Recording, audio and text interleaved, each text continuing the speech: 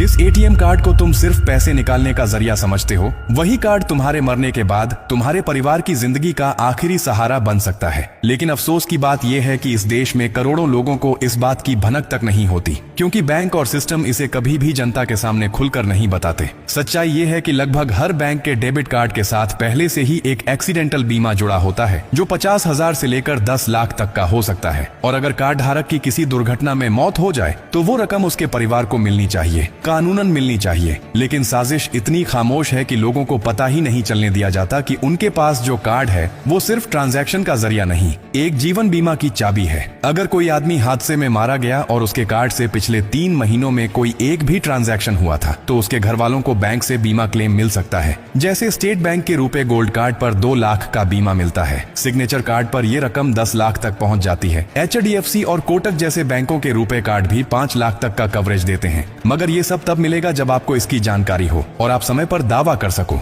वरना बैंक तो चुप रहता है और सिस्टम उसी खामोशी में तुम्हारा हक निगल जाता है। कभी किसी बैंक ने खुद आकर यह बताया कि आपके नाम पर बीमा है। कभी कोई मेल या मैसेज आया जिसमें लिखा हो कि अगर आप एक्सीडेंट का शिकार हो गए तो आपके घर वालों को ये राशि मिलेगी?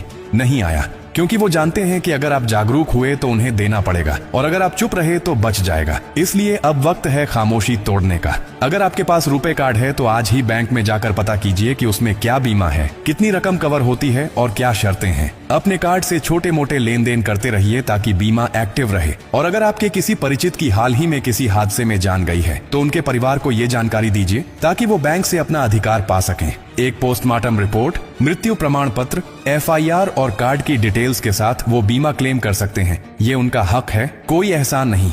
ये जानकारी सिर्फ किसी गरीब की मदद नहीं करती, ये किसी परिवार की पूरी दुनिया बचा सकती है। और अब ये आपकी जिम्मेदारी है कि इसे सिर्फ अपने तक न रखो, बल्कि हर उस इंसान तक पहुंचाओ जिसे इसकी सबसे ज्यादा जरूरत है। क्योंकि अगर आज आपने ये बात किसी को न बताई तो कल जब उसका सब कुछ छिन जाएगा तो अफसोस करने के सिवा कुछ नहीं बचेगा।